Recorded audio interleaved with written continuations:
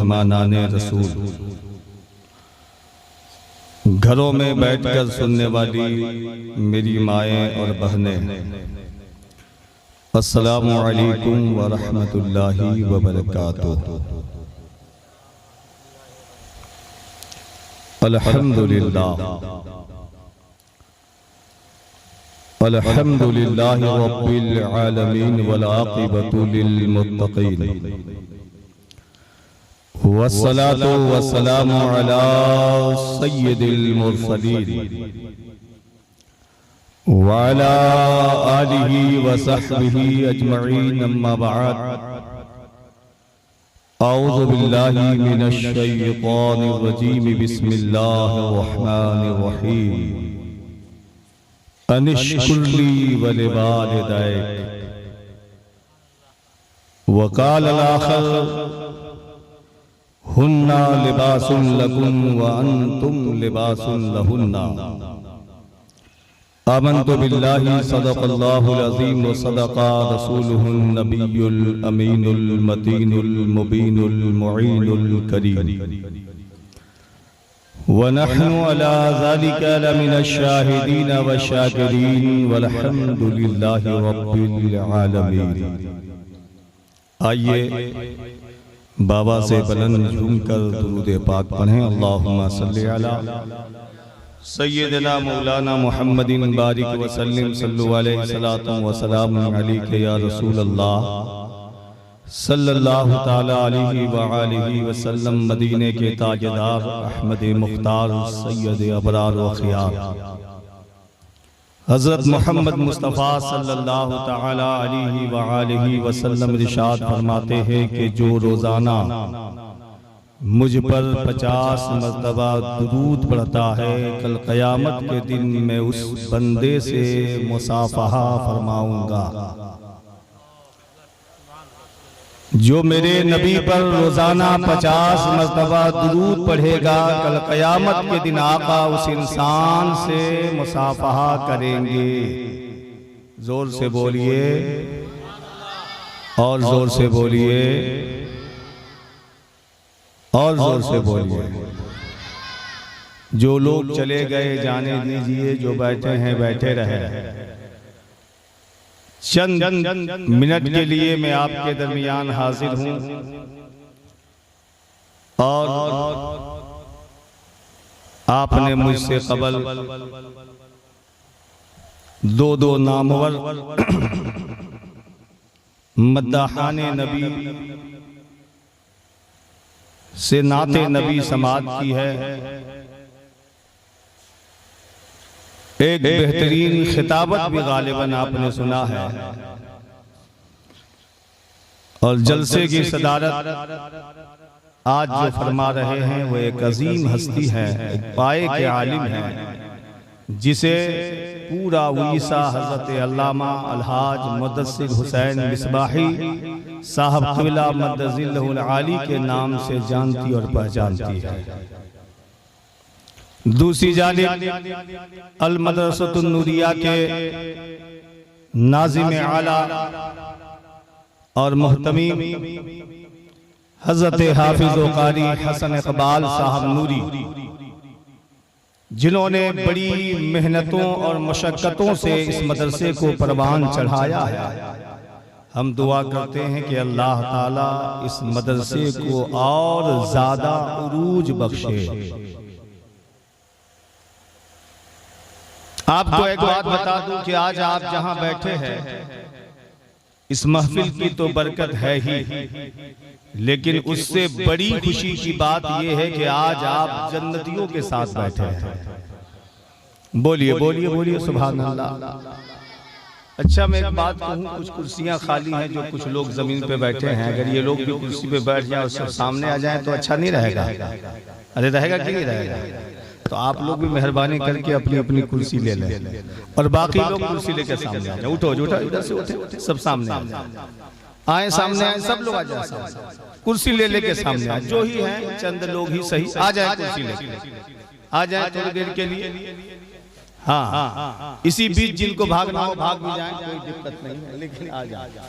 हाँ जी जी जी, आ जाए कुर्सी लेके, इधर वाले आ जाए बाबू, सभी लोग आ जाए। पीछे वाले चचा से कह दें कि वो भी कुर्सी लेके आ जाए। हाँ जो जी जी जी, आज जो है ये जलसा हो रहा है और जिसमें हम और आप बैठे हैं, ऐसा मत समझिएगा कि सिर्फ अढ़ंग वाले या अली नगर वाले सुन रहे हैं, बल्कि इस जलसे को आज पूरा हिंदुस्तान नहीं पूरी दुनिया सुन रही है। क्योंकि इस जलसे को यूट्यूब पे लाइव दिखाया जाएगा, फेसबुक पे भी गालिबन नश्र हुआ है और हर आदमी इस जलसे को देखकर जो है मुसर्रतो शादमानी का इजहार कर रहा है। आप सभी हजरात मुकद्दर के धनी हैं कि आज अल्हम्दुलिल्लाह आप बैठे हैं तो जलसगाह में भी बैठे हैं और जन्नतियों के मय्यत बैठे हैं। कहिए सुभान अल्लाह, जन्नतियों के मय्यत बैठे हैं। मैंने आपसे कहा कि आका पे दुरूद 50 मरतबा पढ़ेगा तो उसे मुस्तफा कल जन्नत में मुसाफा करेंगे। लेकिन एक बात और याद रखें, उलमा फरमाते हैं कि जब इंसान किसी कठिन मरहले से गुजर रहा हो, बहुत ज्यादा परेशानियों का सामना करना पड़ रहा हो और उन परेशानियों से निकलने का कोई रास्ता नजर ना आता हो, तो ऐसे इंसान को चाहिए कि वो अपना रिश्ता रसूल कायनात से मजबूत कर ले। जोर से बोलो सुभान अल्लाह। अपना रिश्ता अपने नबी से मजबूत कर ले और अपने नबी की बारगाह से लौ लगाकर दुरूद पाक पढ़ने लगे। उलमा फरमाते हैं इधर ये बंदा दुरूद पढ़ना शुरू करेगा, खुदा इस दुरूद की बरकत से उनकी परेशानियों को दूर करवा देगा। उलमा फरमाते हैं कोई मकरूज हो और उसे कर्ज से निकलने का कोई रास्ता नजर ना आता हो, कोई सबील नजर ना आती हो, आमदनी भी इतनी नहीं हो कि वो अपना कर्ज अदा कर सके, बड़ा परेशान रहता हो और कर्ज जिससे लिया हो बार बार परेशान भी करता हो, तो ऐसे इंसान के ताल्लुक में हमारे उलमा ने एक रास्ता निकाला है और उलमा ने इरशाद फरमाया है कि ऐसे इंसान को भी चाहिए कि वो भी अपना रिश्ता रसूल कायनात से जोड़े, गुंबदे खतरा वाले से अपना रिश्ता मजबूत कर ले, मुस्तफा जाने रहमत के जालिमों के जालिम लौ लगा ले और रसूल कायनात की बारगाह में तन्हाइयों में बैठकर दुरूद पढ़ने लगे। ये दुरूद पढ़ना इस कदर बाई से बरकत है कि इधर बंदा दुरूद पढ़ना शुरू करेगा, उधर रब उसके कर्ज की अदायगी का सबब पैदा फरमा दे। सुभान अल्लाह। नारे तकबीर, नारे रिसालत, मसलके आला हजरत हुजूर मुजाहिदे मिल्लत, नारे तकबीर। तो आप सब चंद मिनट सुनेंगे, अरे सुनेंगे, जोर से बोल दीजिए या रसूल अल्लाह। एक बार अपने हाथों को फजा में लहराइए और कहिए लब्बैक या रसूल अल्लाह, और जोर से बोलिए लब्बैक या रसूल अल्लाह, लब्बैक या रसूल अल्लाह। और एक बार अपनी मुसीबतों को दूर करने के लिए, अपने कर्ज को अदा करने के लिए, अपनी परेशानियों से छुटकारा करने के लिए नबी की बारगाह से लौ लगाकर बावाज़े बुलंद दुरूदे पाक पढ़ें। अल्लाहुम्मा सल्ली अला सय्यदना मौलाना मुहम्मदिन बारिक व सल्लिम सल्लु अलैहि सलातु व सलाम अलैका या रसूल अल्लाह सल्लल्लाहु तआला अलैहि वसल्लम। आज का जलसा जिसमें हम और आप बैठे हैं, ये दो भाइयों ने नहीं बल्कि तीन भाइयों ने मिलकर सजाया है ना। तीन भाइयों का नाम पोस्टर में है, तीन भाइयों ने ये जलसा सजाया। उसमें दो भाइयों की शादी है, एक है हबीबुर रहमान साहब और दूसरे हैं मुजीबुर रहमान साहब। इन दोनों भाइयों की शादी है और इस शादी के मौके पर उन्होंने अपने वालिद मरहूम जिनका नाम मुहिबुल्लाह साहब, उनके इसाले सवाब के लिए महफिल का एहतमाम किया। उनके इसाले सवाब के लिए बेटा खुदा सबको देता है, लेकिन ऐसा नहीं देता। बेटा सबका है ऐसा नहीं है। आज के दौर में खासकर शादियों के मौके पर, निकाह के मौके पर किसी का बेटा नचनी नचवाता है तो किसी का बेटा ढोल, किसी का बेटा रंगरेलियां मनाता है तो किसी का बेटा दुनियावी खुराफात में मशगूल होता है, खुद भी गुनाह करता है और अपने बाप के नामे आमाल में भी गुनाहों का इजाफा करवाता है। अपने बाप के नामे आमाल में भी गुनाहों का इजाफा करता है। लेकिन कसम खुदा की इन दोनों बेटों पे आज मुझे रश्क आ रहा है। आज मैं झूम कर ये कहने पे मजबूर हूं, क्या है अहल वालों, अली नगर वालों, सुनो, रब से दुआ करना कि खुदा हमारे बेटों को भी मेरे मरने के बाद ऐसी तौफीक दे। सुभान अल्लाह। हमारे मरने के बाद भी हमारे बेटों को ऐसी तौफीक दे कि आज शादी हो रही है, बाप मौजूद नहीं है, निकाह में जिस्मानी हालत में वाली शामिल नहीं होंगे, लेकिन मेरा ईमान है, मुस्तफा की हदीस है कि बाप की रूहें घरों को आती है। जोर से बोलो सुभान अल्लाह, और जोर से बोलो सुभान अल्लाह। आज अपना मुकद्दर चमका लो। मैं जनाबे हबीबुर रहमान और मुजीबुर रहमान साहब को मुबारकबाद पेश करता हूं। कल आपके बाप की रूह आपके घर आएगी तो गमज़दा नहीं होगी, गमगीन नहीं होंगी, परेशान नहीं होंगी, दुखी होकर वापस नहीं लौटेगी, बल्कि वो रूह मुस्कुराती हुई जब वापस पलटेगी, अपने कब्र में कदम रखेगी, उनके साथी और उनके हवाब जो कब्र में पहले से मौजूद हैं, उनसे पूछेंगे कि जरा ये बताओ कि इस मुस्कुराने की वजह क्या है, किस लिए मुस्कुरा रहे हो, खुशियां क्यों मना रहे हो, इस मुस्कुराने की वजह क्या है, आखिर तेरे बेटों ने क्या तोहफा दिया है। कसम खुदा की मोहिद्दीन साहब अपने साथियों को पुकार पुकार कर कहेंगे, जब मैं घर पहुंचा था मेरा बेटा खुराफात नहीं कह रहा था, बल्कि मुस्तफा के नाम का जलसा सजाया था। माशाअल्लाह, बहुत मुस्तफा के नाम का जलसा सजाया था, मेरे नामे आमाल में नेकियों का इजाफा कर रहा था, अल्लाह की रहमतें हमारे घर पे भी बरस रही थी और मेरी कब्र पे भी बरस रही थी। जोर से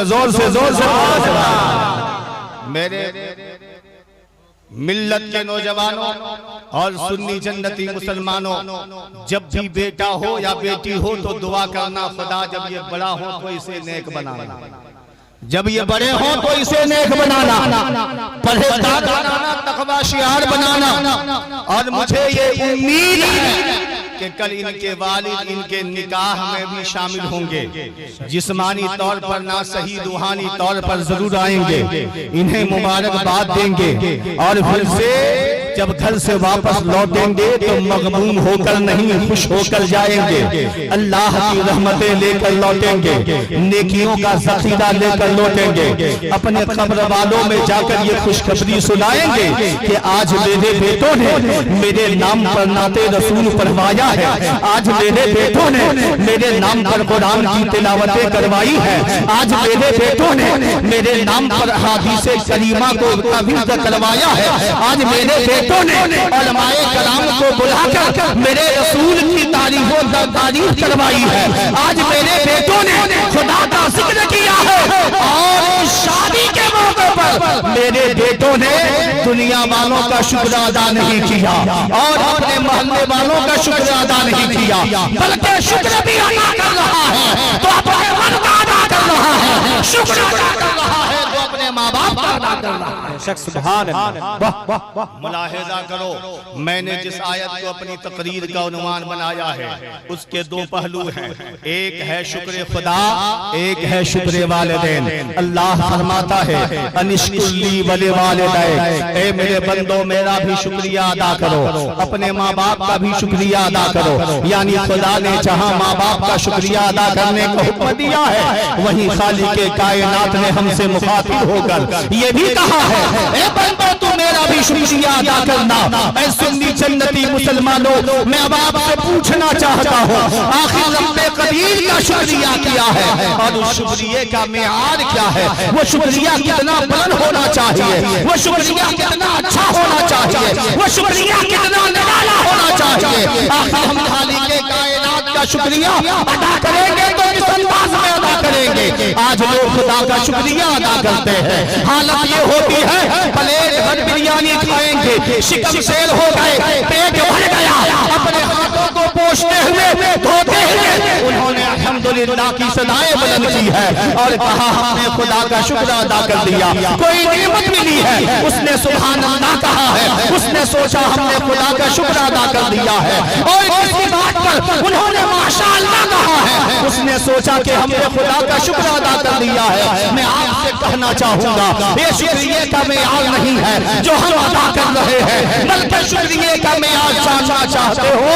तो चलो हम थोड़ी देर के लिए हजरत दाऊद अला नबीयना अलैहिस्सलाम तस्लीम के जमाने में चलते हैं। हजरत दाऊद का जमाना है, हर तरफ उन्हीं का दौरा है। हजरत दाऊद अलैहिस्सलाम सफर बांधते हैं और बांधने के बाद अपने घर से कदम निकालते हैं। हजरत दाऊद अलैहिस्सलाम है, रखने सफर बांधा है, महल्ले से बाहर निकले हैं, पहाड़ियों का सिलसिला शुरू हुआ है। और जब पहाड़ियों का सिलसिला शुरू हुआ है, हजरत दाऊद अलैहिस्सलाम की नजर एक पत्थर पे पड़ी है और जब उस पत्थर को हजरत दाऊद ने देखा, देखने के बाद बड़े ही मुतअज्जिब हुए।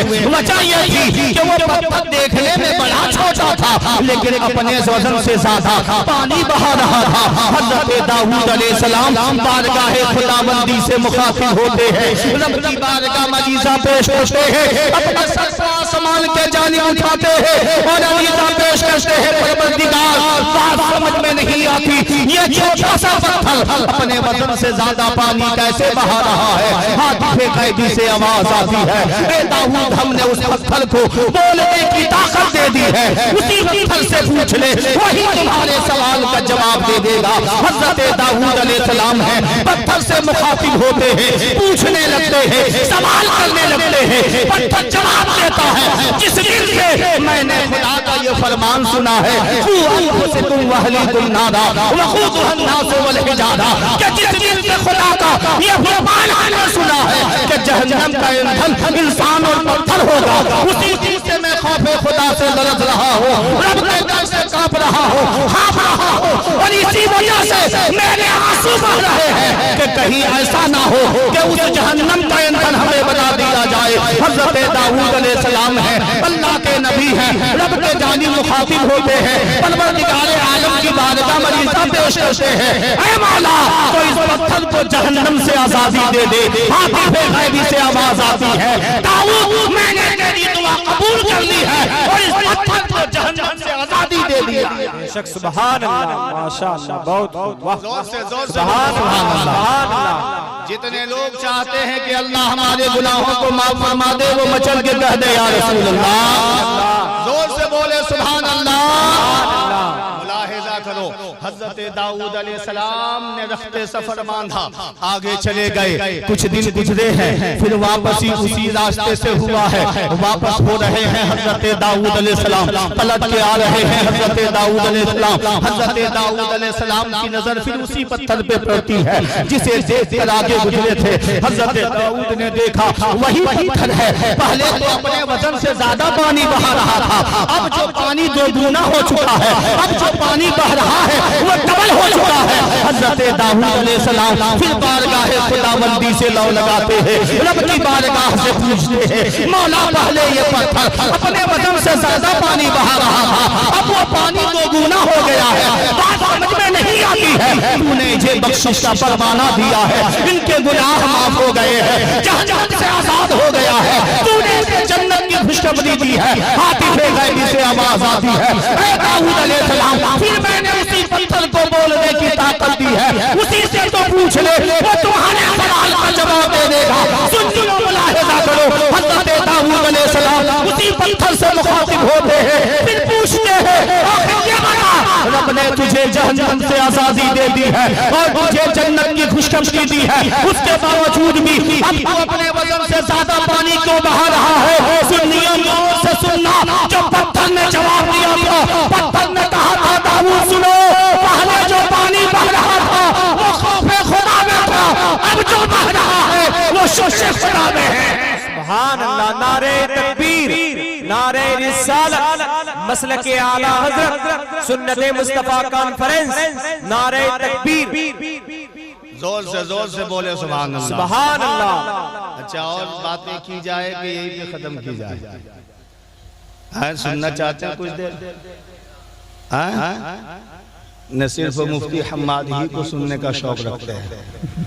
हाँ, सुनेंगे तो जी जी जी जी जी। कोई गलती हो तो माफ कर दीजिएगा। हमारे बुजुर्ग हैं, करम फरमा है।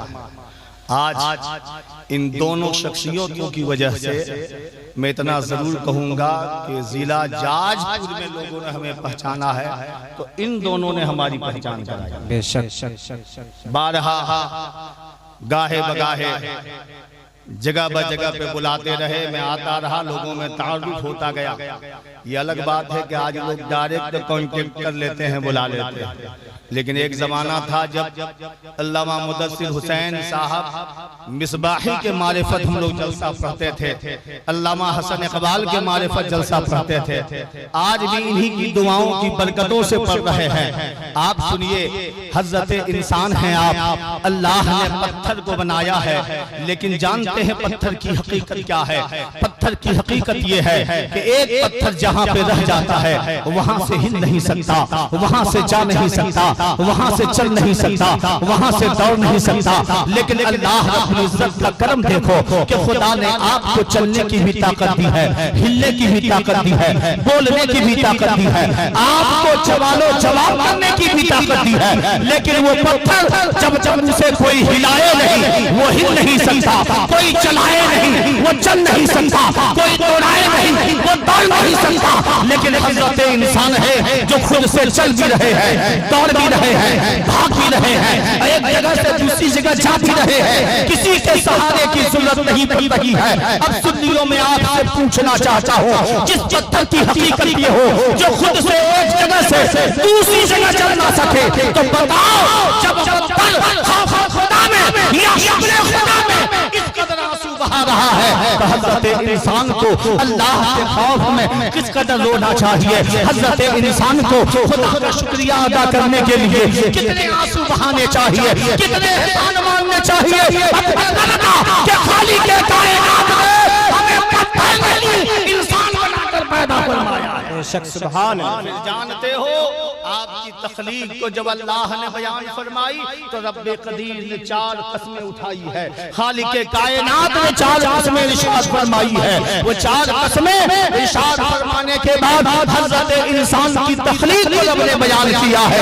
रब्बे कदीर इरशाद फरमाता है वत्तीन वज़ैतून वतूर सीनीन वहाज़ल बलदिल अमीन लक़द खलक़नल इंसाना फी अहसनि तक़वीम। के तीन की कसम, ज़ैतून की कसम, तूरे सीना की कसम, वहाज़ल बलदिल अमीन और शहरे मक्का की कसम, बेशक अल्लाह ने इज्जत इंसान को खूबसूरत पैदा फरमाया। सुभान अल्लाह। हजरत इंसान को अल्लाह ने खूबसूरत पैदा फरमाया है। मैं आपसे पूछना चाहता हूँ, अल्लाह ने हमें खूबसूरत बनाया है तो हमें अल्लाह का शुक्र किस अंदाज में अदा करना चाहिए? अगर मेरा रब चाहता तो हमारी पेशानी की जगह पे नाक रख देता, अगर खुदा चाहता तो कान की जगह पे ज़बान रख देता, अगर खुदा चाहता तो बाल की जगह पे दाढ़ी रख देता, अगर खुदा चाहता तो मुंह के जगह पे जो है मुंह के जगह पे हाथ रख देते, अगर खुदा चाहता तो हाथ की जगह पर पैर को रख देता, अगर खुदा चाहता तो पैर की जगह पर हाथ होते,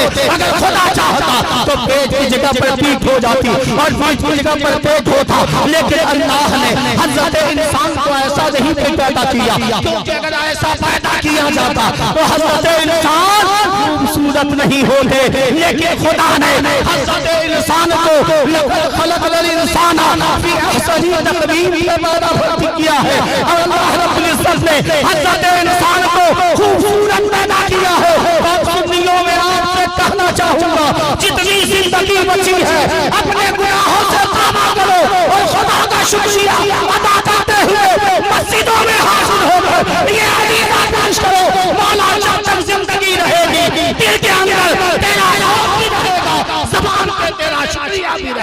माशाअल्लाह, सुभान अल्लाह, सुभान अल्लाह, बहुत कामयाबी के साथ गुजार सकते हैं, तभी जाकर हम कामयाब हो सकते हैं। हे अल्लाह रब्बुल इज्जत का शुक्रिया हमें इस अंदाज में अदा करना चाहिए। लेकिन आज हालत ये है, बड़ी बड़ी मस्जिदें हमारे मोहल्ले में होती है, नमाजियों के तादाद बहुत कम होते हैं और खासकर सुन्नियों के मोहल्लों में नमाजी बहुत कम नजर आते हैं। मस्जिदें मस्जिदा खा होती है, मस्जिदें मस्जिदा खा होती है, मस्जिदों में नमाजी नजर नहीं आते हैं। इमाम होता है, मुअज्जिन होते हैं, उनके अलावा चंद अशखास होते हैं जिनकी उम्र बहुत ज्यादा हो गई हो, अब वो नमाज नहीं पढ़ेगा तो क्या करेगा। लेकिन जवानों, मैं आपसे कहना चाहता हूँ, बूढ़े तो मजबूरी में नमाज पढ़ रहे हैं, तुम शुक्राने में नमाज पढ़ो, याद रखना तेरे ईमान का बदला अल्लाह ताला तुझे तो बुरा अता फरमाए। सुभान अल्लाह, जोर से बोलो सुभान अल्लाह, सुभान अल्लाह, जोर से बोलो सुभान अल्लाह। उम्मीद है कि आज के बाद आपसे मस्जिदें आबाद रहेंगी इंशाअल्लाह। बोलिए हाथ उठाकर इंशाअल्लाह। इंशाअल्लाह। इतने ही लोग में कोई एक आदमी भी अगर सही तरीके से तौबा कर ले तो मुझे उम्मीद है कि आज मरहूम मुहिबुल्लाह साहब की बख्शिश हो जाएगी। होगी कि नहीं? यकीन है मुझे अल्लाह उन्हें जरूर माफ करेगा, क्योंकि आज ये जलसा उनके जालिम मंसूब है, उनके इसाले सवाब के लिए सजाया गया है और इसाले सवाब की बड़ी बरकतें हैं। मेरा मौजू वो नहीं है, कभी आया तो इंशाअल्लाह इसाले सवाब के मौजू पर भी गुफ्तगू होंगे। आज मौजू है शुक्र खुदा और शुक्र वालिदैन। ये तो अल्लाह का शुक्र का मेयार है, इस अंदाज में हमें खुदा का शुक्रिया अदा करना चाहिए। अल्लाह रब्बुल इज्जत का शुक्रिया हमें इस मेयार में अदा करना चाहिए कि आंसू बहे तो हमारा दामन भीग जाए, आंसू बहे तो हमारी दाढ़ियां भीग जाए, आंसू बहे तो इन आंसुओं की वजह से हमारा चेहरा भीग जाए, आंसू बहे तो कुर्ब जवान के परिंदे चहचहाना छोड़ दे, आंसू बहे तो पूरे मोहल्ले वाले बेचैन बेकरार हो जाए। आंसू बहाने की हालत ये हो, अगर ये हालत आपने अपना ली है तो मेरा दावा है, एक इंसान अगर मोहल्ले के अंदर अपने गुनाहों से तौबा करता है और खुदा अगर उसकी तौबा कबूल कर लेता है तो खुदा उनके सिर पे सबों को तौबा की तौफीक दे देता है। सुभान अल्लाह। नारे तकबीर, नारे आला, मसलके आला हजरत हजमते वालिदैन, नारे तकबीर। और 5-10 मिनट बर्दाश्त कीजिए, पेश की कह दीजिए सुभान अल्लाह, सुभान अल्लाह। मैंने पहले ही कहा था कि आप जन्नतियों के साथ बैठे हो, है सुभान के अल्लाह, साथ बैठे हो जन्नतियों के साथ। और मैं नहीं कह रहा हूँ, मुफस्सिर कुरान कह रहा है, सुभान अल्लाह। ये मैं नहीं कह रहा हूँ, अल्लामा इस्माइल हक़ी फरमा रहे हैं। अल्लामा इस्माइल हक़ी तफसीर रूहुल बयान में लिखते हैं और वो फरमाते हैं कि लोगों, अगर कभी तुझको किसी जन्नती को देखने की ख्वाहिश हो जाए, क्या कहने वाला, याद रखना, कभी तुझको किसी जन्नती को देखने की ख्वाहिश हो जाए तो किसी नमाजी के दरवाजे को मत खटखटाना, किसी हाजी के दरवाजे को मत खटखटाना, किसी बहुत बड़े नेकोकार के दरवाजे को मत खटखटाना, क्योंकि इसके जन्नती होने पर कोई भी यकीन के साथ नहीं कर सकता है कि ये नमाजी नमाज पढ़ रहा है तो जन्नती है, हाजी ने हज कर लिया है तो जन्नती है, नेकोकार नेकियों में लगा है तो जन्नती है। बल्कि लोगों, जब जन्नती देखने की ख्वाहिश हो तो अपने मोहल्ले के मदरसे में चला जाना और जो कुरान की तिलावत कर रहा हो उनकी ज़ियारत कर लेना। क्या कहने, सुभान अल्लाह। बोलो बोलो बोलो सुभान अल्लाह, बोलो सुभान अल्लाह। बड़ा अच्छा पैगाम। आज हम उन्हीं बच्चों को यतीम समझते हैं जी, जो कसम खुदा की यतीम नहीं है, बल्कि वो तो बाप वाले से भी बढ़कर है। जी बेशक, जिनके वालिदैन का साया उनके सर पर है, और अगर उनके वालिदैन जो मदरसे में हैं उन्हें अगर माँ बाप दागे मुफारिकत दे गए हैं तो मदरसा आने के बाद वो बाप वालों से बढ़ गया, क्योंकि वो मुस्तफा का मेहमान है। सुभान अल्लाह, जोर से बोलो सुभान अल्लाह। वो मुस्तफा का मेहमान है। और हदीस शरीफ ये जब कोई इल्म दीनी हुसूल के लिए निकलता है तो जब तक चला वापस घर नहीं आता तब तक वो राहे खुदा में होता है। अगर इस राह में उसका इंतकाल हो जाए तो खुदा उसे शहादत का मर्तबा फरमा दे। बहुत खूब, बेशक हक है। आज आप भी घर से निकले हो तो जलसा सिर्फ सुनने के लिए नहीं, कुछ सीखने की नीयत से निकले। बेशक। और नहीं निकले हो तो अब नियत करो कि जब तक बैठेंगे कुछ सीख करके जाए। बेशक। तो आपका शुमार भी तालिब इल्मों में हो जी, ये आपके मुअल्लिमीन होंगे, ये आपके उस्ताद होंगे, आप तालिब इल्म होंगे। ये जहां नाइबे रसूल होंगे वहां आप मेहमाने रसूल होंगे।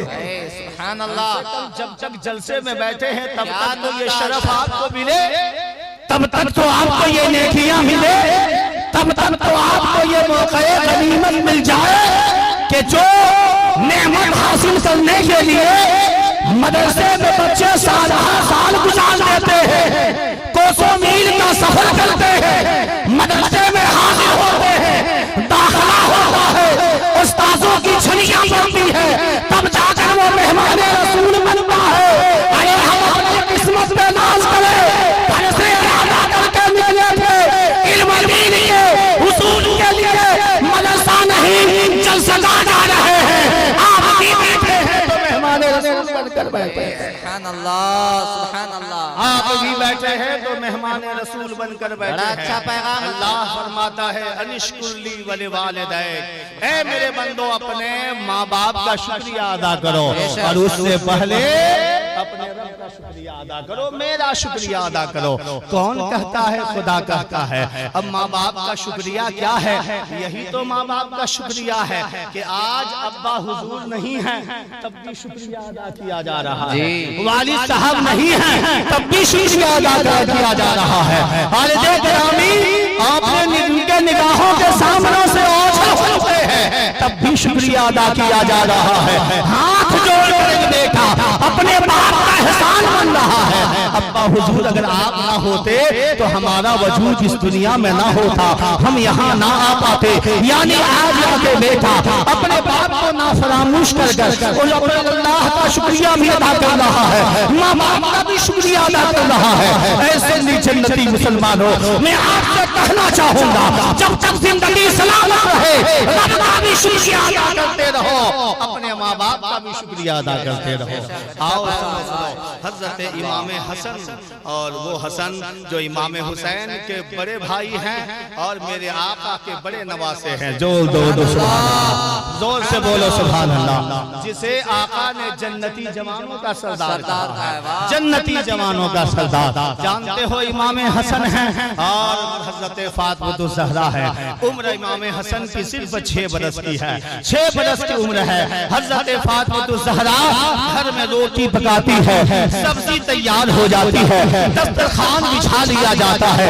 6 साल का बेटा निगाहों के सामने बैठा है, दस्तरखान पे फातिमा ज़हरा बैठी हुई खाना तनाउल फरमाने के लिए जो है तैयार है। इधर बेटे का इंतजार कर रही है, बार बार बेटे को आवाज दे रही है, बेटा आओ ना हमारे साथ बैठकर तू भी खाना तनाउल फरमा ले, हमारे साथ बैठकर तू भी खाना खा ले। हजरत इमाम हसन है, बार बार जवाब देते हैं अम्मी जान मैं आपके साथ बैठकर खाना नहीं खा सकता। माँ ने कहा बेटा क्यों नहीं खा सकते हो? माँ की ममता तड़प उठी। फिर माँ ने पूछा बेटा आओ ना आकर खाना तनाउल फरमा लो। हजरत इमाम हसन कहते हैं अम्मी जान मैं खाना आपके साथ आज नहीं खाऊंगा। माँ की ममता और तड़प उठी, क्योंकि माँ माँ होती है, माँ के कदमों तले हमारी जन्नत है। वो माँ हमसे बेपनाह मोहब्बत करती है। अगर हमारे जिस्म पर एक चुभता है, जितना दर्द मुझे नहीं होता, उससे कहीं ज्यादा तकलीफ मेरे माँ बाप को हो जाती है,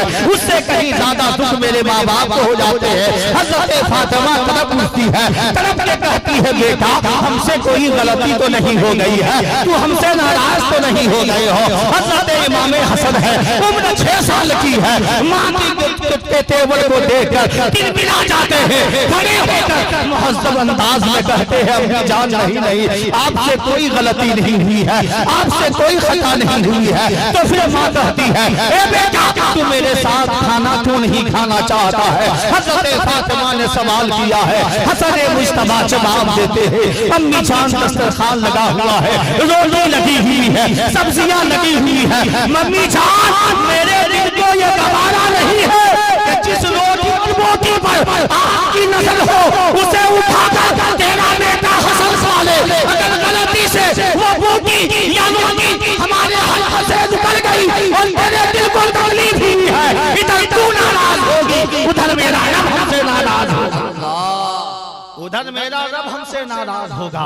ये माँ की मोहब्बत होती है। माँ के साथ बेटा खाना सिर्फ इसलिए नहीं खा रहा है कि जिस बेटे पर, जिस रोटी और बूटी पर माँ की नजर हो कहीं गलती से बेटा वो ना खा ले। लेकिन आज हमारे कौम की हालत क्या है, जब तक अपने घर के बच्चे और जब तक बीवी और जब तक जो है बेटा खाना नहीं खा लेता तब तक माँ के दरवाजे तक निवारा नहीं जाते, तब तक माँ के घर तक जो है खाना नहीं पहुँचते। बहुत कम घर ऐसा है जो माँ को खाना देने में पहल करते हैं, लेकिन याद रखो अगर वालिदैन को तूने खाना लाने में पहल किया है तो अल्लाह की रहमत भी पहले तेरे घर बरसेगी, बेशक अल्लाह की रहमतें पहले तेरे घर बरसेगी। और सुनो सुनो, यही माँ बाप हैं जिसके कदमों तले तुम्हारी जन्नत है। जोर से बोलो सुभान अल्लाह।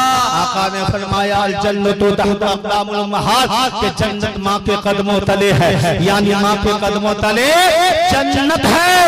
कुछ लोगों ने हमसे सवाल किया मौलाना बड़ी बड़ी बात करते हो, जहाँ भी तकरीर होती है यही कहते हो माँ के कदमों तले जन्नत है, माँ के कदमों तले जन्नत है। जरा ये तो बताओ कि बाप के कदमों तले क्या है? बाप के कदमों तले क्या है? बाप के कदमों तले क्या है? मैंने कहा सुनो सुनो, दुनिया में जितनी माएँ हैं अगर उनके बेटे हैं तो उन बेटों की जन्नत उस माँ के कदमों तले है, लेकिन उस माँ की जन्नत उनके शौहर के कदमों तले है।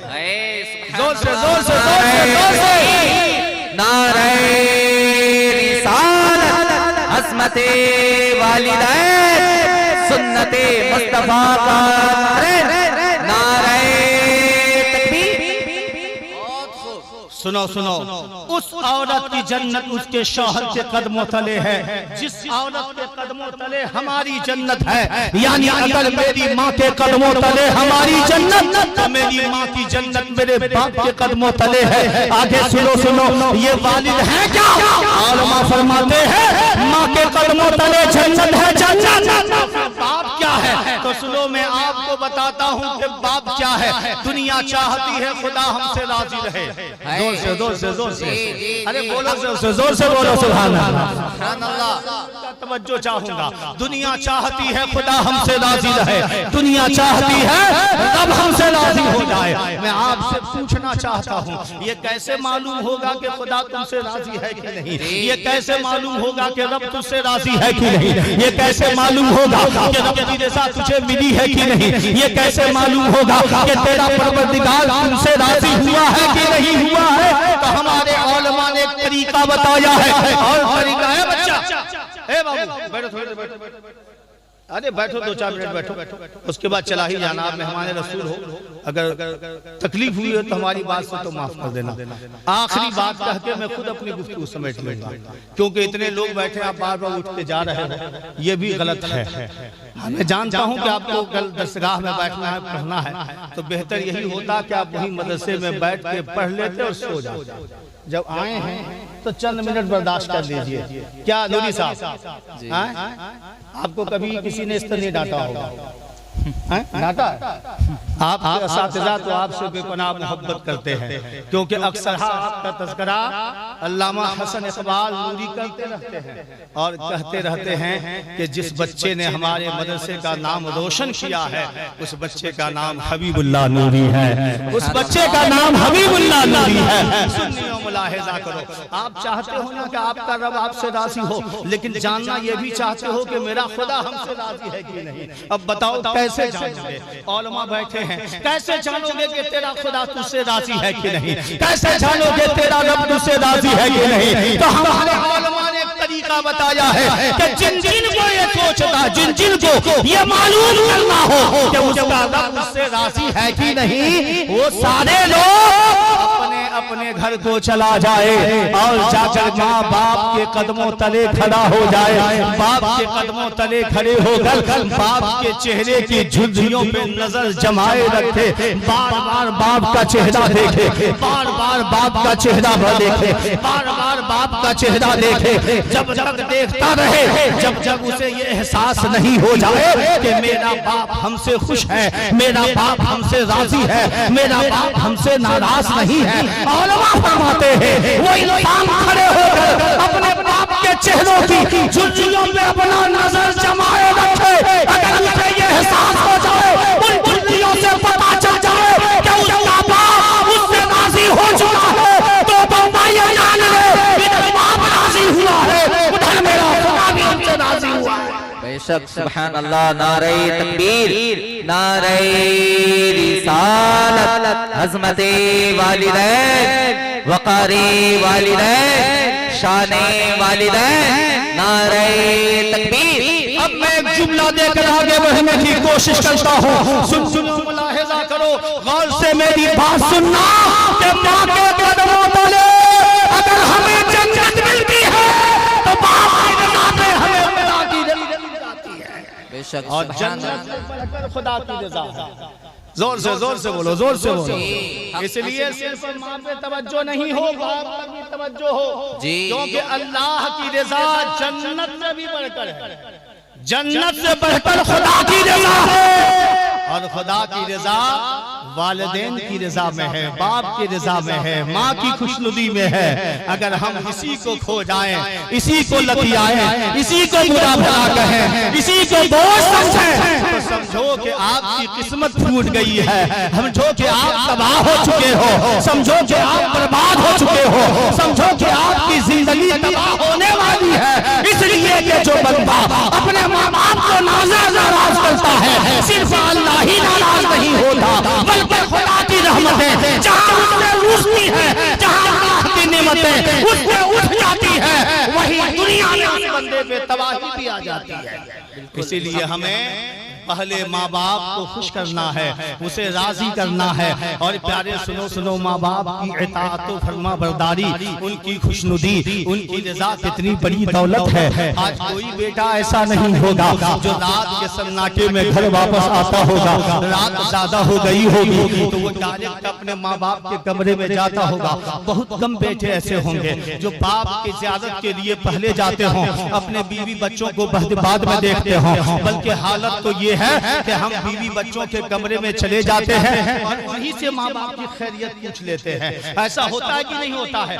उन्हीं से पूछ लेते हैं। और कभी कभी बाज बीवियां ऐसी होती है कि बाप को बुखार होता है, तब बीवी भी नहीं बताती है। वो ये सोचती है कि इस बाप पर ये पैसा बहाएगा, इस बाप पर ये पैसा लुटाएगा, इस बाप के लिए ये बेचैन हो जाएगा। वो बीवी अपने ससुर की तकलीफ को अपने शौहर से नहीं बताती है।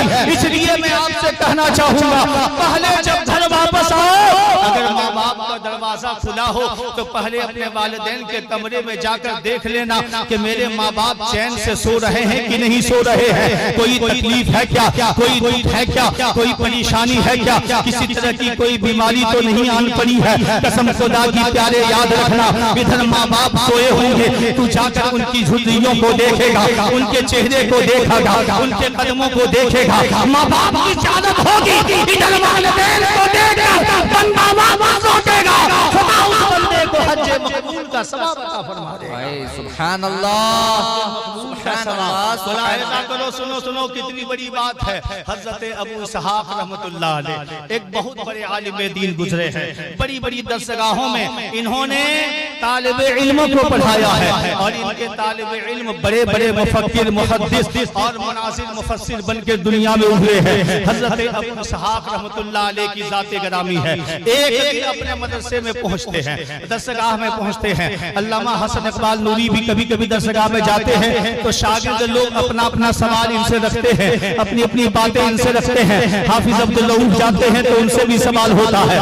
दिगर मौलाना मुदस्सिर साहब जाते हैं तो वो भी जाकर बच्चों के हाल और चाल पूछते हैं, बच्चों के हाल के बारे में जानते हैं। लेकिन मैं आपसे बताता चलूं, हजरत अबू इसहाक दरसगाह में बैठ गए। दो तालिब इल्म भागते आए हुए, उनको उनसे पढ़ना भी था, अभी किताब शुरू नहीं हुई थी। दोनों ने तालिब इल्म ने अपने उस्ताद को सलाम किया, मुसाफा किए, कदम बोसी की, हाथ चूमा, बैठ गए। कहा सरकार इजाजत हो तो एक सवाल करूं। कहा कहो क्या कहना चाहते हो। कहा मैंने आज रात में ख्वाब देखा है, मैं चाहता हूं कि उस ख्वाब की ताबीर आप मुझे बता दें। हजरत अबू इसहाक है, पूछते हैं बता तूने ख्वाब में क्या देखा है। कहा ख्वाब ये है कि जब मैंने देखा कि आप जो है आपके जो आप मैंने ख्वाब में ये देखा कि आपकी दाढ़ी मर्द के लिए लिबास है। मेरी बहन बेटियों सुनो सुनो, अल्लाह ने तुझे तेरे मर्द के लिए लिबास बनाया है। मेरे भाइयों आप भी सुनना, आपको आपकी औरतों के लिए लिबास बनाया है। अब मैं आपसे पूछना चाहता हूँ, लिबास किसको कहते हैं? लिबास उस चीज को कहते हैं जिससे आदमी अपना सत्र छुपाता है। लिबास उस चीज को कहते हैं जिससे आदमी अपना बदन छुपाता है। लिबास उस चीज को कहते हैं जिससे आदमी अपने सर पे रखता है। लिबास उस चीज को कहते हैं जिससे आदमी पहन कर ज़ैब व ज़ीनत करता है, खूबसूरत लगता है। बताओ एक इंसान बगैर लिबास का हो तो कैसा लगेगा, और एक इंसान अगर पूरा पहन ओढ़ के निकला हो तो कैसा लगेगा। आज लोग इसके बरक्स कर रहे हैं और हमारे समाज में आप देखिएगा खासकर शादियों के मौके पर कि भाई लोग फुल कपड़े में होते हैं और बहन लोग आधे कपड़े में। अल्लाह, होती कि नहीं होती? जबकि वहाँ ये चाहिए था कि मर्द को यहाँ से लेकर यहीं तक छुपाना पड़ जाए, यहीं तक छुपाना पड़ जाए, यहीं तक, इसके नीचे नहीं। बाकी जो हम करते हैं ये सुन्नतें हैं, मुस्तहबात में से है। लेकिन औरत को ये बाल उगने की जगह से नाखून तक हर जगह छुपाना जरूरी है, फर्ज है कि ये सुभान अल्लाह। लेकिन आज होता क्या है, लहंगा पहनेंगे ये लोग शादियों के मौके पर, ज़ेब ज़ीनत करेंगे ये शादियों के मौके पर, और ये सजेंगी धजेंगी मेकअप करेंगी शादियों के मौके पर, और शादी खाना ये शादी खाना बर्बादी बना कर लौटेगी। क्योंकि जब तक ये बेपर्दगी की जिंदगी वहां गुजारेगी, जब तक रहेगी, मेरा चैलेंज है वहां रहमत के फरिश्ते नहीं आएंगे। क्योंकि जिस घर में औरतों के सर पे दुपट्टा नहीं होते उस घर में खुदा का फरिश्तों का आना जाना नहीं होता। आपने औलमा से सुना होगा तफसीर रूहुल बयान में नून वल कलमी वमा यस्तरून की तफसीर है गालिबन, या कुरान की सबसे पहली सूरत जो नाज़िल हुई इन्ना अंज़लनाहु फी लैलतिल क़द्र की जो है तफसीर है। मुझे ज़हन में बात नहीं आ रही इसलिए कि मैं पूरा रमजान यही काम करता हूँ, कुरान की तफसीर बयान करना मेरा काम है। पूरे रमजान में मेरा काम यही है कुरान की तफसीर करना। तो मैंने तफसीर पढ़ते हुए एक बात पढ़ी, और बात क्या थी, जब सरकार जो है पर वही नाजिल हुई और सरकार जो है अपने घर के जानिब भागे और नबी ने ज़म्मिलूनी की सदा बुलंद की, और हजरत माँ खदीजतुल कुबरा रज़ियल्लाहु ताला अन्हा भागती हुई सरकार की खैरियत को पूछा। नबी ने इरशाद फरमाया मुझे चादर उठाओ। जब काफी शिद्दत की गर्मी थी, काफी शिद्दत की गर्मी थी, चादर उठा दी गई। लेकिन माँ खदीजतुल कुबरा रज़ियल्लाहु ताला अन्हा ने हुजूर सरवरे कायनात सल्लल्लाहु अलैहि वसल्लम से पूछा, या रसूलल्लाह क्या वो चीज जो आपको बाहर नजर आई अब भी नजर आ रही है? सरकार ने फरमाया अब भी देख रहा हूँ। कहा अब भी देख रहे हैं? कहा अब भी देख रहा हूँ। माँ खदीजतुल कुबरा है और सिर्फ सरकार की जात है। हजरत माँ खदीजतुल कुबरा रज़ियल्लाहु ताला अन्हा ने अपने सर से अपने दुपट्टे को नीचे उतारा, सर से दुपट्टा उतारना ही था, फिर नबी से मुखातिब हो गए। क्योंकि शौहर के सामने बगैर दुपट्टे के रहना भी जायज है। जोर से बोलो सुभान अल्लाह। लेकिन ससुर के सामने नहीं, चचा ससुर के सामने नहीं, बल्कि सिर्फ शौहर के सामने औरत बगैर दुपट्टे की रह सकती है, लेकिन बेहतर यह है कि दुपट्टे के साथ रहे। सुनो सुनो, मैं आपको बता रहा हूँ, हजरत माखदूम कुबरा ने अपना दुपट्टा उतारा, फिर सरकार से मुखातिब हुए और सरकार से मुखातिब होकर कहा कि अब नजर आ रहा है जो चीजें आप देख रहे थे, आप देख रहे हैं। रसूल कायनात ने इत्मीनान का सांस लिया और नबी ने इरशाद फरमाया, नहीं नहीं मेरी बीवी, मैंने अब नहीं देख रहा हूँ। ऐ खदीजा कुबरा, अब मुझे वो नजर नहीं आ रहा है। हजरत खदीजतुल कुबरा ने इत्मीनान का सांस लिया और फिर इरशाद फरमाया, या रसूल अल्लाह घबराइए नहीं, वो शैतानी वसवसे नहीं थे या कोई गलत चीज नहीं थी, बल्कि खुदा का फरिश्ता था। इसलिए कि मैंने अपने बड़ों से ये कहते हुए सुना है, जिस घर में औरतों के सर से दुपट्टे नहीं होते हैं, उस घर में रहमत का फरिश्ता नहीं आता है।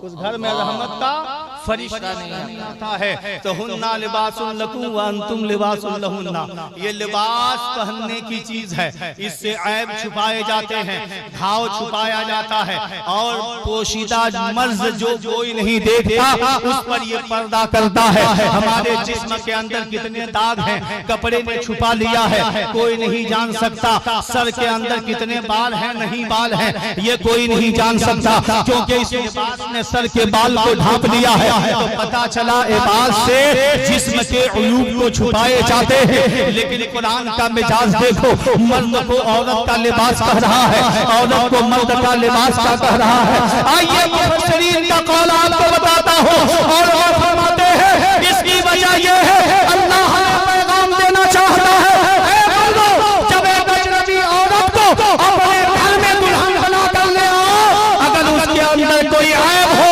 कोई कमी हो, कोई खामी हो, तो उसे खुद से दूर करने की कोशिश करना।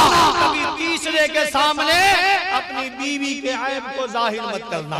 औरतों से ये कहा, औरतों सुनो सुनो, जब तुम्हारा कोई सरताज बन जाए, कोई शौहर बन जाए, तुम्हारे जन्नत के कोई सामान बन जाए, अब शौहर में कमियां नजर आने लगे, उस शौहर में ऐब नजर आने लगे, उस शौहर में बीमारी नजर आने लगे, तो उसे अपने मायके तक मत ले जाना, अपने घर में भी किसी से मत बताना, बल्कि अपने शौहर की मदद करने की कोशिश करना। इसलिए कि शौहर की मदद करोगे, खुदा की रहमतें नाज़िल होंगी, अल्लाह की रहमतें नाज़िल होंगी, अल्लाह ताला तुझसे राज़ी होगा, रसूल खुश होंगे।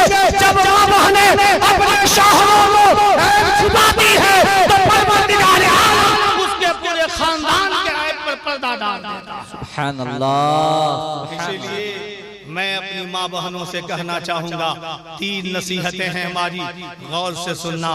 जब तुम्हारे घर में अगर दिन में शौहर से झगड़ा हो जाए तो रात होने से पहले पहले सुलह कर लेना। और दूसरी नसीहत ये है कि कभी भी शौहर के घर की बात मायके तक मत ले जाना, मायके की बात कभी शौहर के घर तक मत ले जाना। और तीसरी जो बात है वो ये है कि ये तुम्हारे शौहर के घर है और जहाँ से तू आई है वो तुम्हारा मायका है।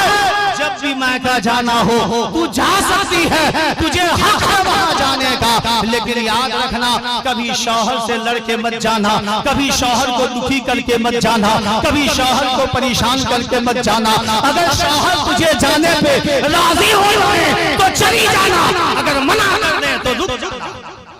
सुभान अल्लाह।